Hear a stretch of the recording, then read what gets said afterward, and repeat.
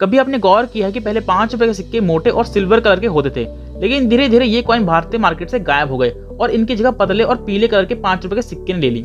देखिए, ऐसा नहीं है कि सरकार ने दुनिया में चल रहे करेंसी ट्रेंड को फॉलो किया और पुराने 5 रुपए के सिक्कों का प्रोडक्शन बंद कर दिया, बल्कि सच्चाई ये है कि सरकार को मजबूरन इस कदम को उठाना पड़ा, और वो भी बांग्लादेश की वजह से। आपने बिल्कुल सही सुना।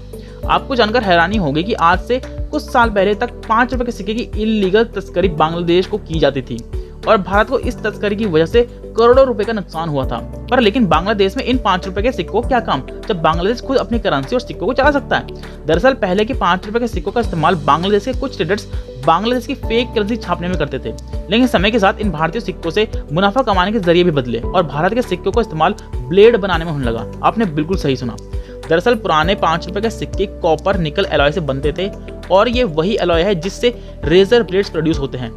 हर 5 रुपए के सिक्के से 6 ऐसे ब्लेड प्रोड्यूस किए जा सकते थे और हर ब्लेड की कीमत मार्केट में 2 रुपए होती थी। इसका मतलब ये कि एक 5 रुपए के सिक्के से बांग्लादेशी जमाखोर 12 रुपए कमा रहे थे।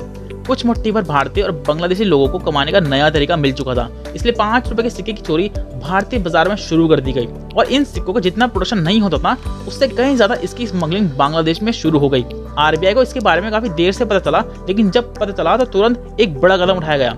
आरबीआई ने न केवल इस सिक्के का वजन और साइज घटा दिया, बल्कि इसके एलॉय को भी पूरी तरह से बदल दिया। पुराने 5 के सिक्कों का प्रोडक्शन 2011 के आसपास चला, लेकिन इसके बाद 5 के नए सिक्कों का प्रोडक्शन इसी साल शुरू हो गया। आपने एक बेल के बारे में जरूर सुना होगा, जो पेड़ के सहारे पहले ऊपर तक जाती है और जब वो बड़ी और मजबूत हो जाती है तब उस पेड़ को ही खत्म कर देती है।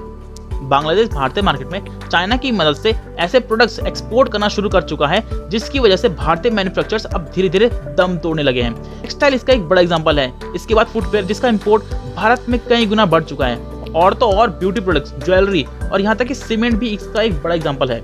एक टाइम पे भारत की जूट इंडस्ट्री को बर्बाद करने के पीछे भी बांग्लादेश का बड़ा हाथ देखा गया। हमें लगता है कि बांग्लादेश अब इतनी बढ़त बना चुका है कि कुछ सेक्टर्स के मामले में इस देश में ब्रेक लगानी जरूरी है, वरना भारत के साथ जो हो सकता है इसका एग्जाम्पल हम कुछ देर पहले आपको दे चुके हैं। अगर 1% भी आपको इस वीडियो से थोड़ी बहुत जानकारी मिली है तो कमेंट सेक्शन में हाँ जरूर लिख दीजिए और वीडियो को लाइक भी कर दीजिएगा और चैनल को सब्सक्राइब भी जरूर करना। जय हिंद, जय भारत, धन्यवाद।